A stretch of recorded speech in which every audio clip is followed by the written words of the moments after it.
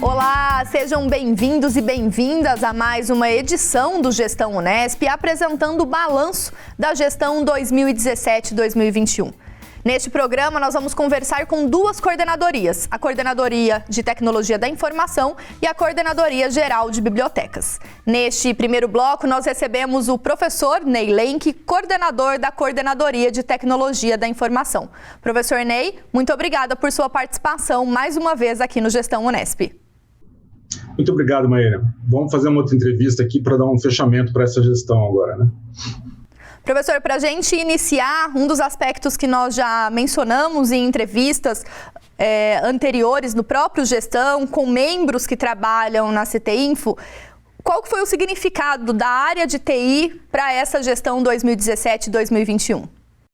Bom, eu acho que o grande significado foi a inserção da Unesp naquilo que a gente chama de processo de transformação digital. Acho que esse foi o grande marco dessa gestão. Era um processo que vinha acontecendo de forma um pouco desorganizada até antes da gestão, e nessa gestão ela se consolidou, né, essa inserção nesse novo mundo, né? Não que antes, obviamente, não houvesse TI, mas agora uma boa parte da universidade depende essencialmente, né, das atividades da tecnologia da informação. As atividades tanto acadêmicas, nós fomos obrigados a migrar, né, querendo ou não querendo, para o ensino híbrido.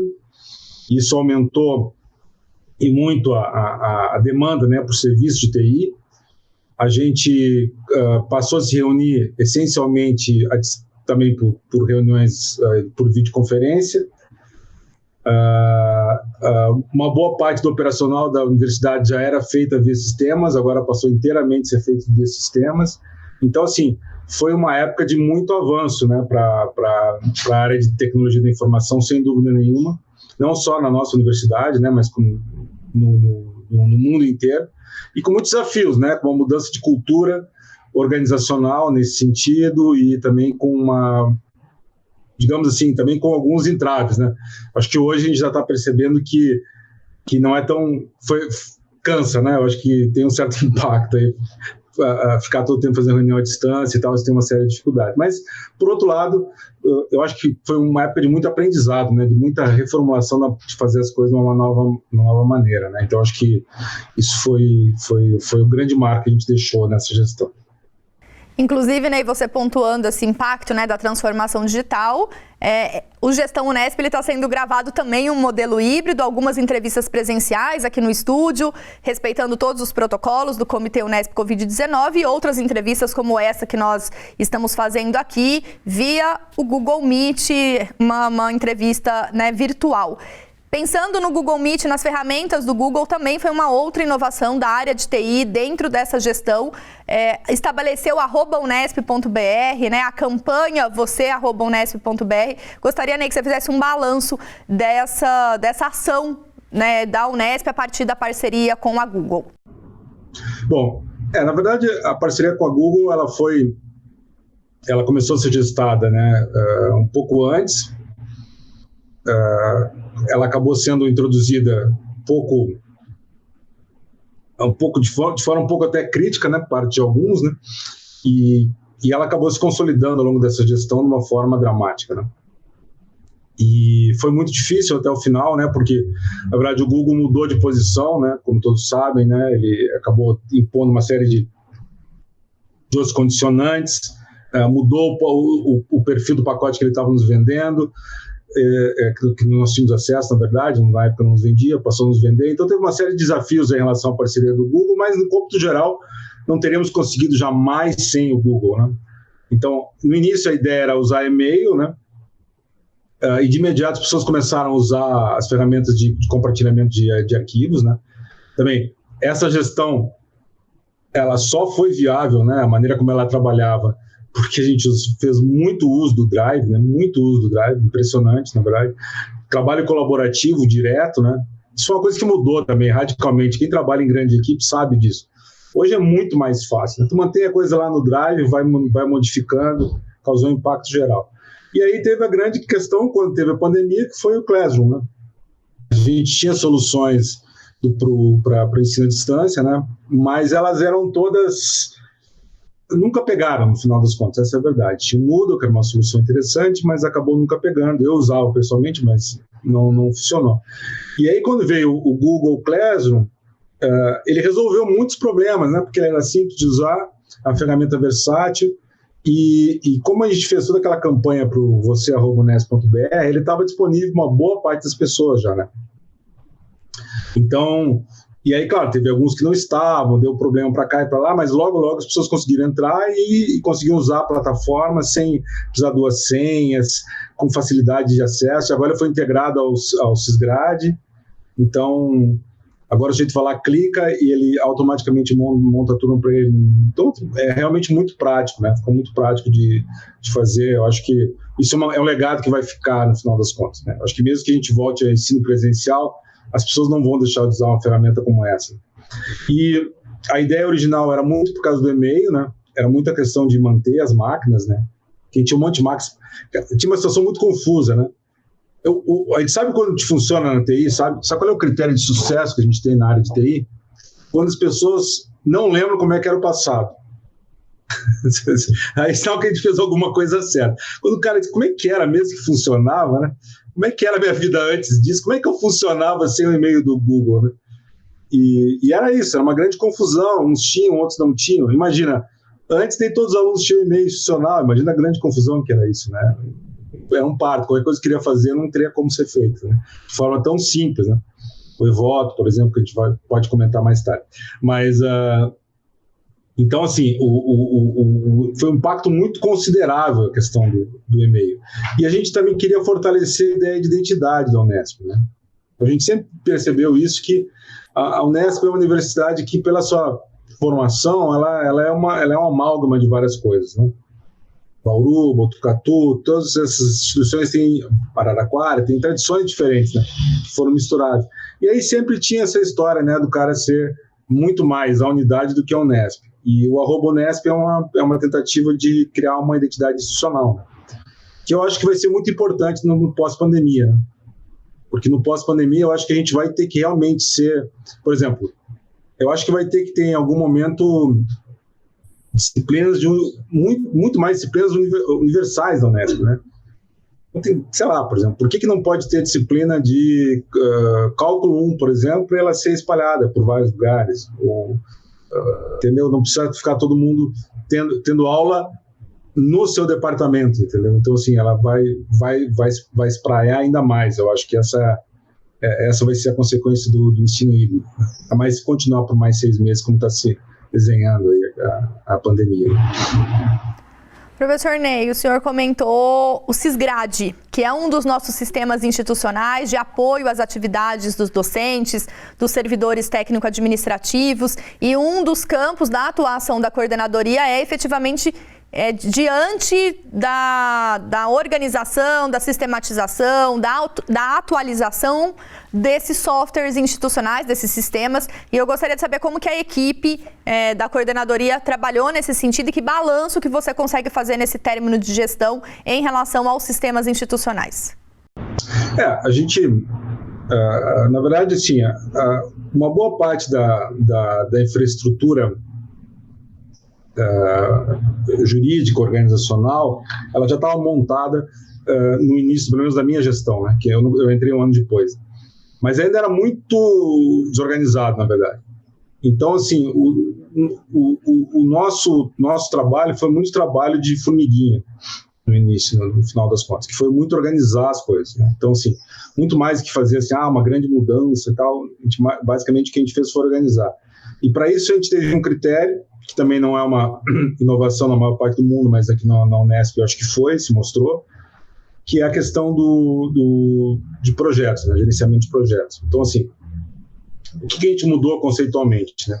A gente transformou o sistema, que era uma coisa estática, perene, em projetos. Então, agora nós trabalhamos com base em projetos. Então, cada coisa é um projeto, e tem pessoas que coordenam esse projeto, e fiscalizam quem está quem está fazendo o que quando. A gente mantém tudo isso organizado, tabulado. Então a gente tem metas, a gente tem prazos, a gente tem o projeto ele é destrinchado, montado, e aí ele começa a ser executado. E as pessoas que atuam nos projetos, elas são de certa forma livres, né? Então assim, elas migram de um projeto para o outro. Então na área de TI isso é muito importante porque primeiro que eu posso concentrar meus esforços, né? Sei lá, eu tenho um projeto que é crítico de ser feito, eu boto mais gente lá, as pessoas trabalham lá, e aí quando o trabalho lá acabou, elas vão para outra coisa. Antigamente não era assim que funcionava. O cara estava fechado, era um regime meio feudal, entende? O sujeito estava vinculado àquele sistema. Ele nascia naquele sistema, ele morria naquele sistema. Então, para ele sair daquele sistema, tinha que acontecer algo muito drástico. Agora não. As pessoas migram. Claro que tem uma certa pertinência por maior tempo num sistema, é óbvio que é, mas elas migram bastante. Então, isso facilitou também, tem um ganho de escala importante na tarefa de desenvolvimento. Depois, eu acho que foi também a questão de tirar poder da área de TI, no final das contas. Né? Antes, a área de TI tinha muito poder, então ela dizia o que tinha que ser feito, como tinha que ser feito e tal. Nessa gestão, a ideia nunca foi essa, foi que as áreas tivessem a definição do que era para ser feito. Então, assim, foi uma divisão clara. A área diz o que tem que ser feito, a área de TI diz quanto tempo vai demorar e tenta prover os recursos. Tá? Então, é basicamente uma divisão de tarefas. E com isso a gente tem um ganho importante também, porque a gente passa a contar com a inteligência do usuário. Porque o que acontece? Ao contrário do que as pessoas tendem a pensar, a área de TI, as pessoas não são gênios. Tá? Então, assim, elas dificilmente entendem mais de graduação do que o cara que atua na área de graduação, na área de recursos humanos, o que for. Eles têm uma capacidade limitada de entender essas coisas, entendem, mas não é tão fácil. E como a gente fez dessa maneira, o que aconteceu? Fortaleceu a área. Então, a área não só passou a definir prazo, mas ela começou a pensar o que ela queria de fato. E outra coisa que foi importante, desenhar qual é o fluxo, qual é a ideia, o que o sistema tem que fazer de fato. Antes, as pessoas elas começavam a dizer assim, eu quero um sistema. Mas o que eu vou fazer o sistema? Não sei. Então, agora, se conseguir hoje convencer as pessoas que primeiro elas têm que dizer, qual é o fluxo do teu processo? Uma vez que o fluxo seja definido, a gente tem acordado sobre esse fluxo, somente aí nós vamos desenhar um sistema. Porque a pessoa queria a resposta pronta, entendeu? E isso não é viável, entendeu? Não tem como a gente ficar fazendo sistemas totalmente genéricos. Né? Eu acho que foi o que permitiu que a gente desenhasse e entregasse tantos sistemas ao longo desse ano. Depende de como tu conta, mas são da ordem de 30 sistemas novos que foram muito ou terminados ou pelo menos muito avançados nessa gestão. Professor, um outro braço da Coordenadoria de Tecnologia da Informação é trabalhar com as redes da universidade. Então, além do @Unesp, foi padronizado uma rede central de acesso à internet que cada usuário consegue com o mesmo login e senha. Se eu estou em Bauru e vou até o prédio da reitoria, eu consigo automaticamente já ser logada nessa rede. E outros trabalhos de vocês, com o Carlos Coletti, cuidando dessa dimensão das redes da nossa universidade, também outras ações avançaram ao longo desses últimos 4 anos. A Unesp.net, ela é uma rede bastante complexa, no final das contas, né? Ela envolve todos os campos da Unesp, tem várias situações que são particularmente desafiadoras, né? Porque nem sempre, às vezes, a unidade está longe, né? Então, uma coisa é levar a internet para o Engabaú, outra coisa é levar para a Rosana. Mas ela é uma rede muito estável, né? Apesar de que, volta e meia, a gente tem alguns problemas aí de fibra que é rompida, ela acaba caindo, mas assim, fora essa questão de problema físico, ela raramente tem dado problema, e ela vem sendo constantemente expandida, né? Então, é uma rede que vem sendo expandida, ela vai expandir de novo, ela basicamente tem que dobrar de capacidade a cada 2 anos, então ela dobra de velocidade. E nessa gestão a gente começou um processo e vai avançar bastante no próximo, em questão da rede sem fio, o Eduron, né, que você está se referindo, né? É engraçado que o Eduron ele funciona em outros lugares do mundo também, viu? Ou sei lá, você vai para Cambridge, por exemplo, você vai lá em Cambridge, você pode usar a sua senha Unesp para acessar o Wi-Fi deles, tá? Porque todo mundo que está parte dessa rede tem esse link funcionando. Então é um trabalho bastante forte. Agora, também esse ano a gente vai refazer a questão da telefonia fixa também, que é uma coisa que também está sob a nossa jurisdição, que também a gente vai mexer um pouco na sistemática. A gente espera que vai ter uma redução brutal de custo, né? Até porque a telefonia fixa hoje é cada vez menos usada, mas ela também teve um aspecto muito importante. Tem também a questão dos serviços de redes, né? Então a gente tem acesso hoje ao Google, mas também tem acesso ao serviço Microsoft, também que também foi com aquela equipe, né?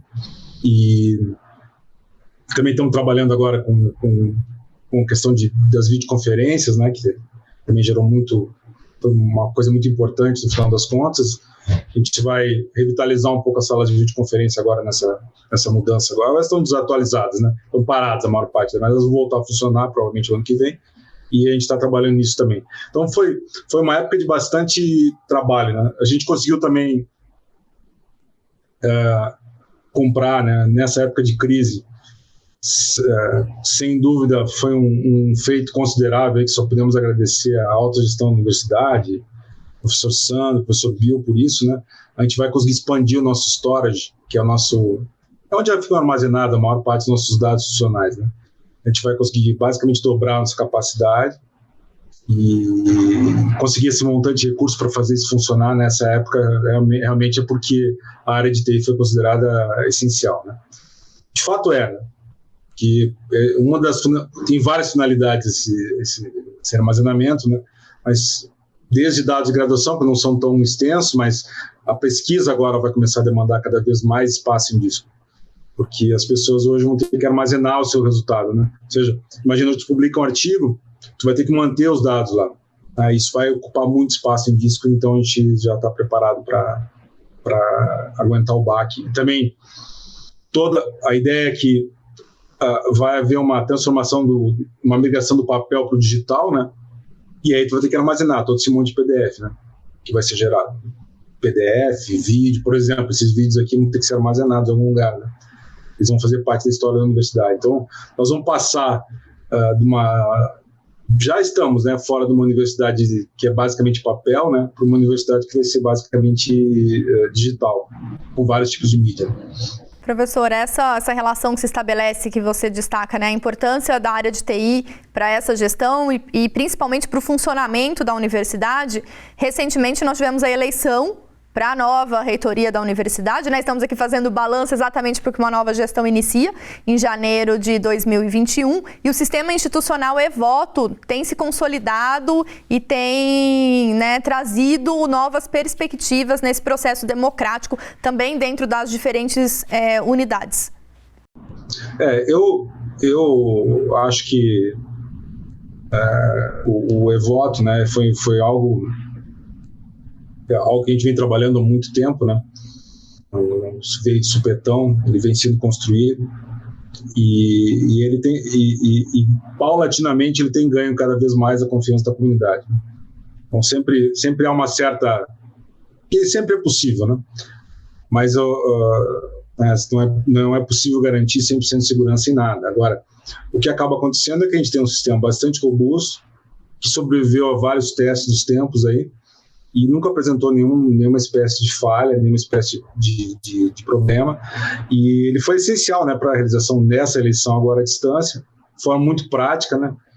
A gente fez nessa gestão, o sistema já existia, a gente fez a integração dele com o Central de Acesso, a gente fez um detalhe lá que fez toda a diferença, né, para nós, e que foi relativamente simples para o usuário, mas foi chato para nós fazermos, que é acabar com a demanda mandar a senha por e-mail, que é uma coisa que eu pessoalmente não gostava. E agora não, cara, simplesmente vai lá, recebe o convite, ele está lá na central de acessos e vota e acabou. Não precisa nem acessar e-mail dele no final das contas, ele simplesmente entra na central de acessos e está pronto para votar e já sai votando, é muito prático. Pode votar de casa, de onde for, né? Então, foi um processo bastante importante para a democracia, né? Eu acho que a nossa Nós trabalhamos em conjunto, né, também com vocês e com outros setores também, para garantir que o processo eleitoral fosse viável. Então, assim, foi um trabalho considerável, na verdade, porque teve uma série de problemas, de percalços aí, que acabaram não influindo, né, mas porque a gente trabalhou muito para que não influísse. Então, assim, eu achei muito impressionante que a gente tenha feito todos os debates, tudo à distância. Teve uma outra falha aqui e ali, mas nas linhas gerais não teve maiores problemas, né? E a gente conseguiu, apesar da pandemia, seguir para frente, né? Fazer uma eleição que eu acho que foi apertada, mas ela foi justa, foi honesta, funcionou muito bem. Professor, pensando em todas essas ações, né, que estão sob responsabilidade da Coordenadoria de Tecnologia da Informação da Universidade, considerando as atividades até então desempenhadas e aquilo que o senhor já pontuou, que num futuro breve, antes do término da gestão, também será executado pela coordenadoria, que desafios a universidade ainda tem pela frente ao se pensar na área de TI, é claro, considerando que essa área ela se atualiza quase que diariamente. Nós temos um grande desafio para o final de ano, que é começar a implementar aquilo que a gente chama do sistema Folha. Então, assim, o processo de implementação da Folha, ele já está codificado, basicamente, né? E nós vamos começar agora no grande processo de adaptação das áreas de recurso humano para rodar o novo sistema. Nós vamos colocar em operação alguns módulos, inicialmente, né, de forma bem... Isso vai ter que ser feito de forma pausada, lenta, né, uma coisa relativamente crítica, não pode ter erros e tal. Então a gente vai começar por um determinado procedimento que é feito nos RHs hoje, vai começar a ser feito por eles, para eles se adaptarem, e a ideia é começar agora em dezembro, no próximo mês, esse processo, e ele vai transcorrer ao longo do ano, e a ideia é já agora no próximo Conselho Universitário apresentar isso para a comunidade, fazer um breve apresentação do novo sistema Folha, que ele vai, obviamente, continuar sendo desenvolvido, né?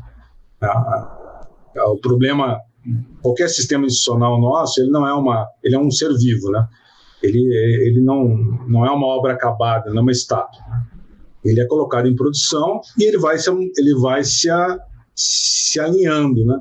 Com a mudança na sociedade, as demandas que a sociedade vai impondo a nós, com a mudança do perfil, as regras, ele vai se adaptando. Então, assim, o desafio é fazer um sistema que seja muito, muito versátil.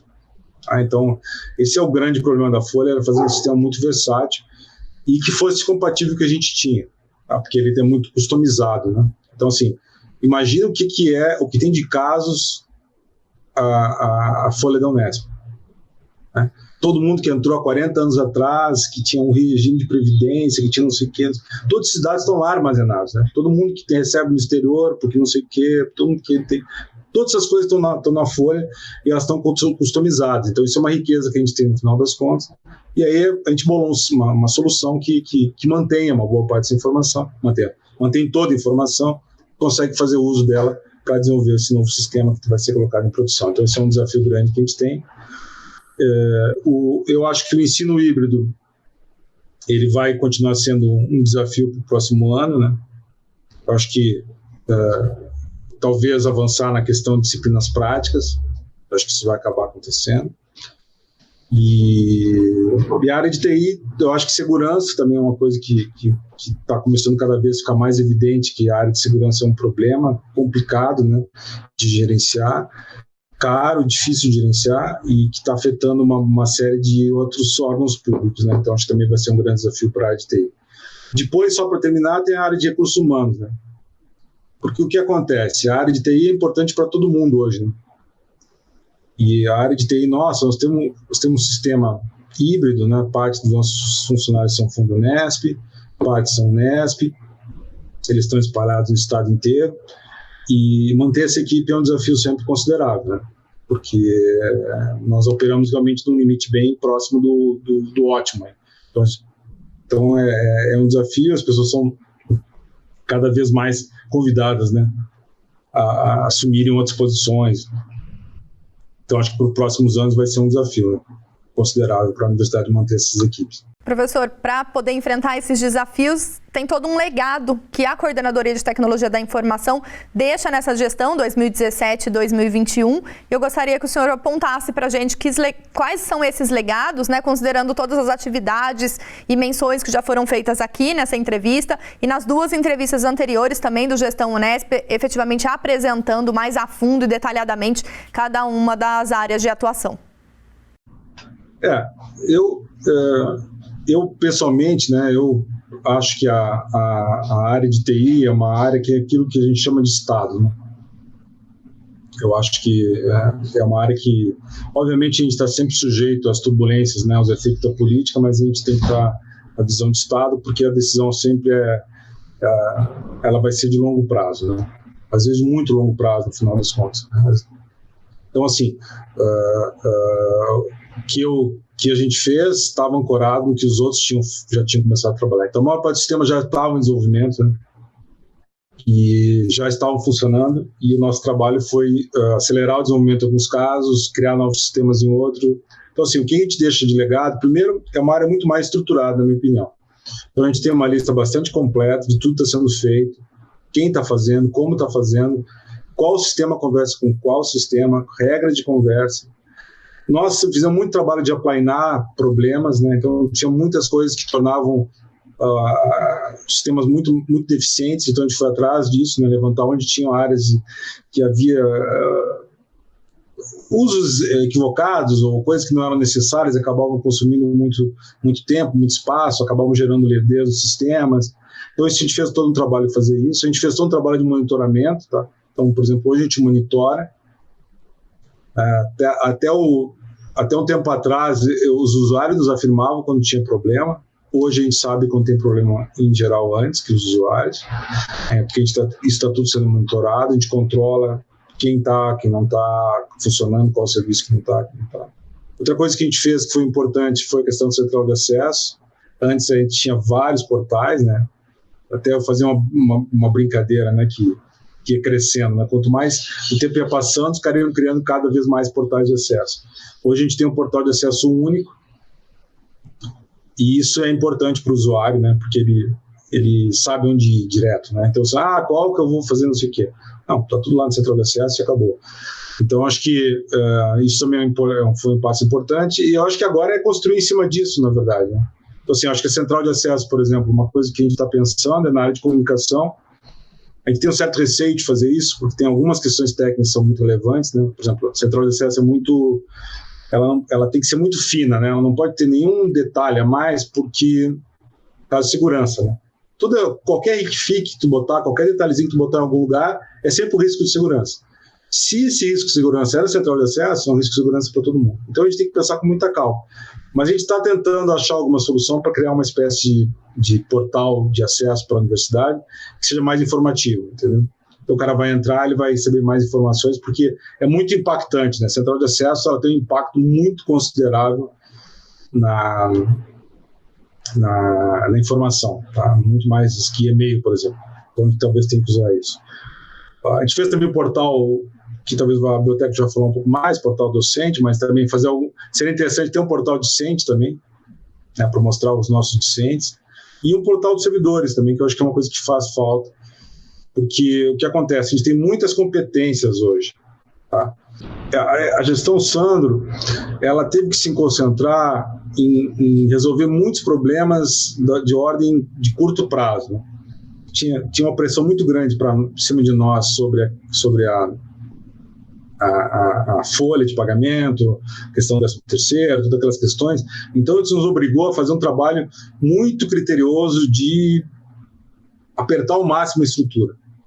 Claro que sempre dá para apertar mais, mas eu acho que nós estamos uma estrutura muito otimizada hoje. Tem muito pouca folga para crescer aí. Mas a próxima gestão ela vai ter outros desafios, né, que são de mais larga escala, eu acho, né? Então, ela não vai ter um problema agudo tão sério, mas ela vai ter algum problema de médio prazo, que é a questão do número de servidores aposentados está crescendo, a dificuldade de repor quadros. Então, isso vai impor assim, uma série de tarefas de larga escala, né? E essas tarefas vão envolver necessariamente as unidades. Eu não vejo como fazer isso só com as competências que tem na reitoria. tá? Eu digo em termos de pessoal de apoio, né? Então seria importante que houvesse uma visão mais clara, né? Por exemplo, sei lá, às vezes tem um sujeito que está lá na unidade, ele está entregando chave para alguém, tu vai ver o cara tem doutorado e não sei o que, o sujeito teria condições de te ajudar num projeto de muito maior relevância, e às vezes está fazendo uma coisa que na unidade é secundária, que poderia ser terceirizada em muitos casos, tá? Não estou dizendo que sempre, mas em alguns casos poderia ser terceirizada e poderia nos ajudar num projeto de larga escala. E às vezes não sabe, né? Quando o cara que está lá tomando a decisão do que vai ser feito, ele não tem a visão do que as competências que existem. Talvez um portal de servidor pudesse ajudar, né? Quem tem competência em línguas, quem tem competência em linguagem de programação, e outras coisas. Eu acho que isso vai ser uma coisa que vai ser relevante também. Professor Ney, gostaria de agradecer, então, mais uma vez a sua participação, agradecendo também a toda a equipe que compõe a Coordenadoria de Tecnologia da Informação pelo apoio dado às diferentes atividades aqui mencionadas. Muito obrigado, Maíra, mais uma vez pela conversa que a gente teve, pela entrevista. É isso, eu acho que desejar a todos aí um bom 2021, que a gente consiga, seguindo ser resiliente na pandemia, né?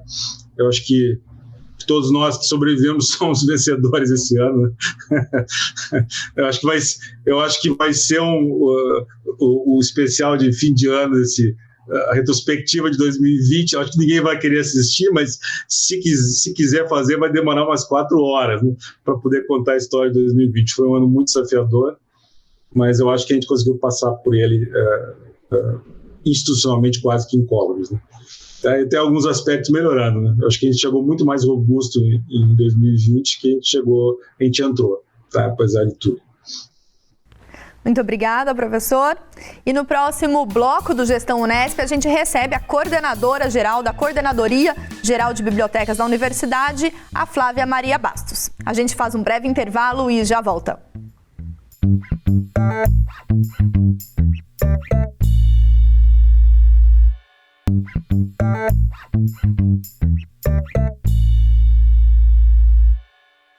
Estamos de volta com o Gestão Unesp, apresentando o balanço da gestão 2017 e 2021. Por conta da pandemia da Covid-19, algumas das entrevistas são gravadas remotamente. E neste bloco nós conversamos com a Flávia Maria Bastos, coordenadora da Coordenadoria Geral das Bibliotecas. Flávia, muito obrigada por sua participação aqui no Gestão Unesp. Maíra, muito obrigada por mais essa oportunidade de expor os serviços oferecidos pelas bibliotecas da Unesp. Flávia, para iniciar esse balanço 2017 e 2021, é importante nós entendermos em que contexto a CGB e a rede de bibliotecas da nossa universidade estava no início da gestão. Bom, Maíra, no início da gestão nós estávamos em busca de mudanças, né? Ainda não tínhamos muita clareza, né, de como seria esse percurso diante dos desafios que foram colocados, né, de reconceituação e revitalização das bibliotecas. Então foi um período de rever muito do que já havia sido feito, né, e também de acompanhar as tendências, né, de outras instituições fora do país ou mesmo dentro do país. Flávia, pensando nesse novo contexto para as bibliotecas, a gente já teve a oportunidade de conversar até na gestão anterior, no sentido de que as bibliotecas estavam ganhando um novo significado, os bibliotecários têm um novo papel na nossa sociedade em rede. E eu gostaria de saber de você, ao longo desses 4 anos, como foi possível trabalhar em conjunto com essa rede de bibliotecas, de modo a incutir na comunidade esse novo conceito de bibliotecas. Então, Maíra, logo no início da gestão, foram apresentados 2 grandes desafios para a rede de bibliotecas da Unesp. Um de reconceituação, né, e o outro de revitalização do seu espaço. E eu acredito que foi a partir, né, desses desafios em que foi possível a Coordenadoria Geral de Bibliotecas, juntamente com a rede, trabalhar em termos de capacitação, né, das equipes, né, de conhecer outros espaços, né, de ampliar um pouco mais esse conhecimento, né, que nós tínhamos sobre a nossa própria comunidade. E os bibliotecários nesse contexto, Flávia, né? Uma nova capacitação, um novo diálogo com os usuários da biblioteca, se o termo usuários ainda cabe dentro dessa nova perspectiva, né? Sim, Maíra. Bom, com as bibliotecas foi necessário fazer, a gente dividiu em vários momentos, né, essas capacitações para que os bibliotecários, porque a gente entende, na verdade, que esses dois desafios, eles estão muito relacionados com mudança de cultura, né? Então, para isso, foi necessário realmente, né, conhecer, saber mais do que estava sendo desenvolvido em outras instituições, né, e até mesmo acompanhar a proposta de mudança do próprio ensino da universidade. Né, para que para que as equipes pudessem se adequar melhor e que a gente pudesse traçar assim, um planejamento para esses 4 anos. Dentro desse planejamento e dessa reconceituação e da revitalização, Flávia, o que foi possível fazer dentro da gestão, visando a esses 2 grandes desafios que foram impostos à equipe da CGB? Bom, em termos de revitalização de espaço, logo em 2017 nós lançamos um edital junto com a Pró-Reitoria de Pós-Graduação, né, onde foi possível, nesse edital, chamar tanto o docente com as bibliotecas locais para apresentarem projetos para revitalizarem seus espaços. E naquele momento foram contemplados cerca de 15 bibliotecas e que alguns projetos foram mais direcionados para a construção de um espaço de convivência, outros foram para melhorias de um pequeno laboratório dentro da biblioteca. Então, nós conseguimos ter, sim, alguns avanços em relação à questão do espaço, né? Eu também considero que o fato de termos feito várias discussões e reflexões, né, nessa questão de mudança de cultura, né, das equipes, né, do que hoje é discutido dentro da universidade para a parte do ensino, isso também fez com que nós conseguíssemos ter um outro ambiente, uma reorganização do espaço das bibliotecas, tá? Para essa reorganização também perpassou a criação e a implantação ao longo de 2020 do Instituto de Educação de Pesquisas e Práticas Pedagógicas, o IEP3, já sendo mencionado pelo professor Sandro, pela professora Gladys aqui no Gestão Unesp, e também o modo como as bibliotecas se posicionam nesse momento também frente ao trabalho do IEP3. Eu gostaria que você comentasse um pouquinho sobre isso. Ok, Maíra. Então, esse ponto é o que eu considero e que eu estou aí chamando de reconceituação da biblioteca, né? Para mim, esse reconceituar, ele vem mais na forma de readequar os serviços que são oferecidos, né? Na forma como as equipes passam a interagir com o ensino, com o docente, com o aluno. E durante esse estudo, né, que nós realizamos para toda essa mudança de cultura, nós nos deparamos com alguns conceitos, né, que são bastante desenvolvidos em outras instituições fora do país, né? Então, nós temos os Learning Centers e nós temos também, ali na região da Espanha, os Centros de Recursos de Aprendizagem e Investigação, né? Que no nosso caso, pesquisa, né? Que são chamados de CRAI. E esse desafio da reconceituação, ele está bem ligado a esse novo conceito, né, para as bibliotecas de centro, porque justamente no desafio é solicitado que as bibliotecas se transformem num centro de aprendizagem. Então, agora, com o IEP3, né, um estúdio alocado dentro da biblioteca, então, a biblioteca passa a oferecer, né, esses outros recursos, né, de aprendizagem. Então, não só recursos informacionais, como o seu próprio acervo bibliográfico, as bases de dados, os periódicos, né, mas nós estamos enxergando o estúdio de gravação também como um recurso de aprendizagem, né? E eu acho que isso é sem limites, né? A biblioteca, ela passa a ter uma maior ampliação de contato, de interação, né?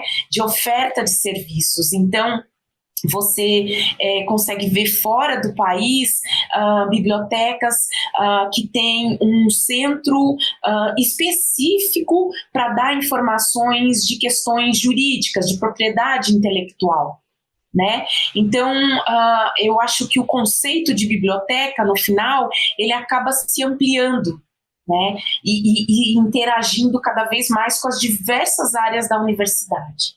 Flávia, nesse contexto, então, de reconfiguração do trabalho das bibliotecas, recentemente nós tivemos um avanço no gerenciamento de informações por meio da plataforma Alma, e eu gostaria que você pontuasse a importância dessa aquisição e do funcionamento dela para a nossa rede de bibliotecas. Esse foi um grande avanço nessa gestão, né? Principalmente porque as bibliotecas da Unesp, na verdade, elas trabalhavam com uma ferramenta que foi desenvolvida na década de 70, né? Então aí já dá para imaginar, na década de 70, então o formato que nós tínhamos era o formato impresso, né? E isso não é mais uma realidade aqui, né, para nós, né, hoje.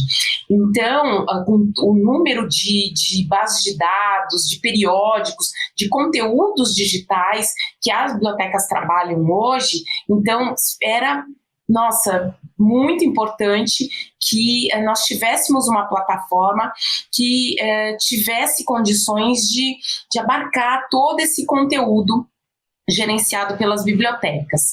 E um outro ponto que eu acho que eu gostaria de destacar é em termos de inovação, né?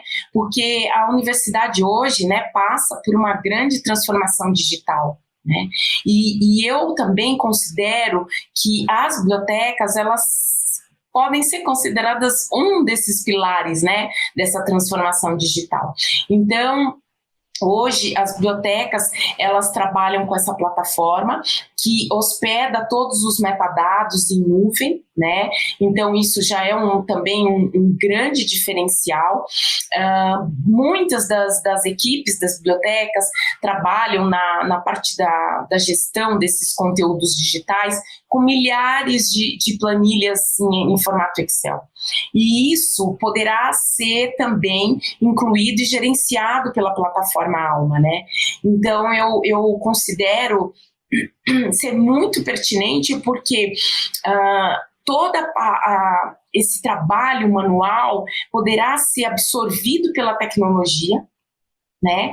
E as equipes poderão dar atenção ao que realmente importa, que é o atendimento à nossa comunidade, né? Hoje, nós também conseguimos perceber a necessidade de um atendimento praticamente personalizado, né? Então, você tem grupos de pesquisa com demandas específicas, docentes com demandas específicas, né? Alunos, né, dependendo do curso, também com demandas muito pontuais e específicas, né?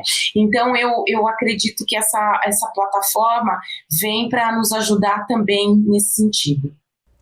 Flávia, uma outra dimensão dessa transformação digital vem ao encontro do que a gente entende como ciência aberta e acesso aberto à produção intelectual da nossa universidade. Recentemente, na TV Unesp, nós fizemos uma live em conjunto com o Comitê de Acesso Aberto da Universidade. E o que representa, Flávia, essa discussão nesse contexto das bibliotecas que nós estamos conversando aqui?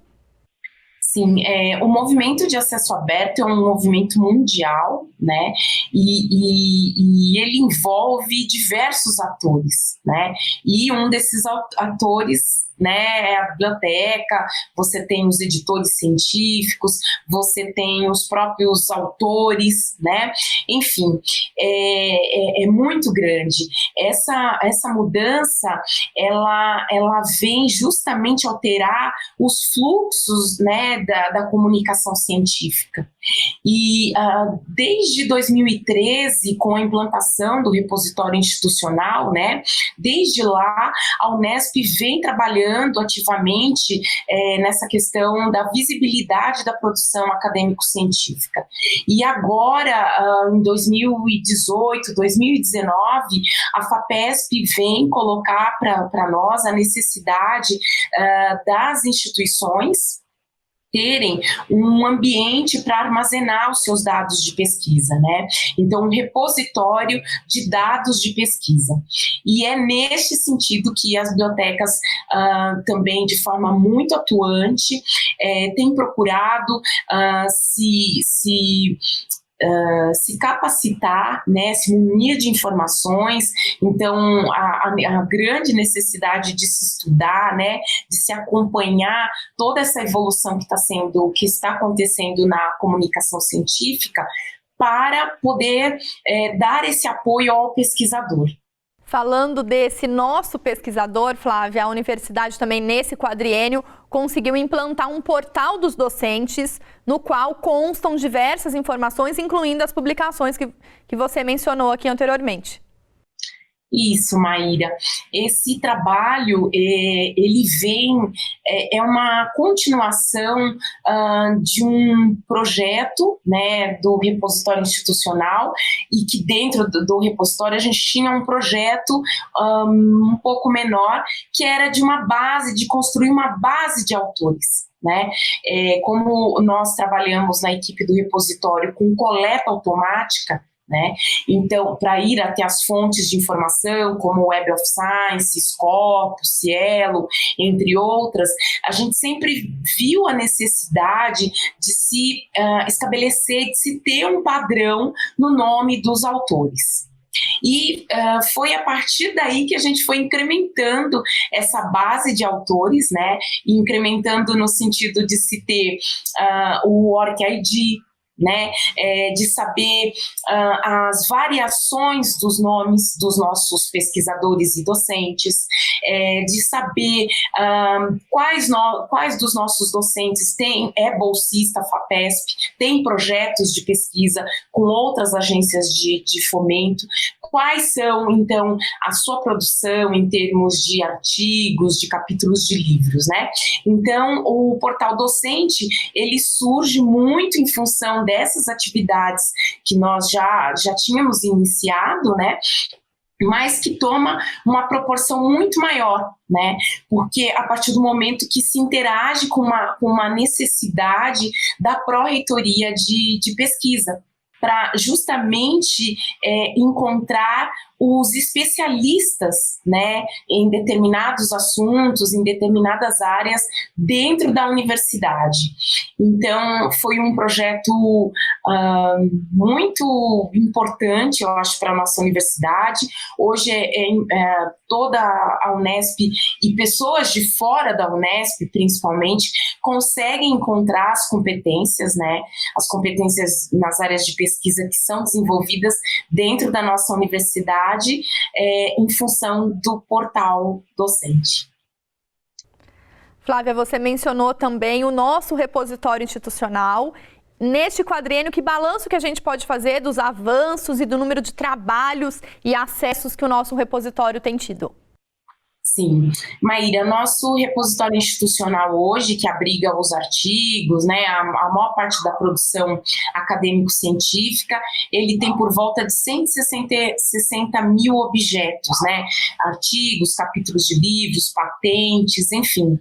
E o que nós agora estamos nessa gestão, na verdade, né, a gente dá início ao armazenamento dos planos de gestão de dados e dos dados de pesquisa, que passam a ser mandatórios, né, por conta da solicitação e demanda da FAPESP. Então, todos os nossos pesquisadores que têm algum tipo de auxílio, né, FAPESP, eles são obrigados a fazer o depósito dos dados de pesquisa e também do seu plano de gestão de dados. Paralela a essa ação do repositório, nós também temos a biblioteca digital, com vários periódicos que são assinados pela CGB no sentido de oferecer e oportunizar novos espaços e conteúdos de pesquisa aos diferentes pesquisadores da universidade. Isso, Maíra. Eu acho que vale ressaltar agora, no final do ano passado, né, para o começo desse, e aí vem a pandemia, né, mas no final do ano passado, nós já tínhamos realizado um grande estudo, né? Esse estudo ele é baseado no uso do material impresso, então dos livros que são utilizados pelos nossos alunos de graduação, portanto, são materiais que estão presentes na bibliografia básica dos docentes, né, das disciplinas, e nós fizemos 2 grandes assinaturas, né? Uma é a biblioteca da Pearson, que tem conteúdo, livros em português em diversas áreas do conhecimento, e a outra base é chamada Minha Biblioteca, que também é muito conhecida, principalmente porque são bases de dados que contemplam no seu escopo os grandes editores acadêmicos, né, e que são realmente utilizados pelos nossos docentes em suas disciplinas, né? Então, é um conteúdo extremamente relevante, né? E principalmente agora, nesse momento em que nós estamos, né, nesse ensino remoto, a gente está tendo assim um uso muito grande desses conteúdos, né? Temos feito o possível para dar esse apoio ao docente, né? Às vezes tem algumas áreas que são muito difíceis de conseguir os conteúdos no formato digital, né? Isso aí já inclusive é um problema editorial, né? Muito maior, mas que de uma certa forma acaba por de uma certa forma atrapalhar um pouco, né, esse acesso à informação, considerando que todos estão em casa, né, e que nós não temos acesso ao nosso ambiente físico. Flávia, para a gente finalizar então esse momento de balanço a partir desse novo contexto das bibliotecas da nossa universidade, o que fica de legado dessa gestão para a próxima que se inicia no dia 15 de janeiro? Maíra, o legado fica uma rede de bibliotecas muito mais atuante no ensino, sem dúvida. Foram 4 anos de muito trabalho das bibliotecas, de muita interação com pró-reitoria de graduação, com pró-reitoria de pós-graduação, todas as capacitações que foram feitas, projetos, editais, tudo muito pensado nesse contexto do ensino, dessas mudanças que estão sendo propostas para o ensino, de flexibilização, de metodologias ativas. Então, as bibliotecas hoje elas estão muito mais atentas a esse novo cenário do ensino, né, e de uma certa forma aptas, né, a interagir melhor. Eu gostaria de ressaltar, a gente comentou ainda há pouco sobre a plataforma Alma, mas já para o próximo ano, as bibliotecas também irão trabalhar com uma ferramenta chamada Leganto, né, e que irá trabalhar de forma muito especial com a bibliografia básica de cada disciplina da universidade, né? Então, os docentes poderão oferecer e agrupar em formato digital o conteúdo, né, da bibliografia básica para os alunos e para os docentes também. Ok? Flávia, gostaria de agradecer mais uma vez a sua participação aqui no Gestão Unesp e a toda a equipe que compõe essa grande rede de bibliotecas na nossa universidade. Maíra, muito obrigada. Só tenho a agradecer e contem sempre com a rede de bibliotecas da Unesp. Muito obrigada. O Gestão Unesp fica por aqui. Acompanhe as informações e as apresentações do Balanço da Gestão 2017 e 2021 ao longo de nossa programação e mídias sociais. Obrigada pela companhia e até a próxima.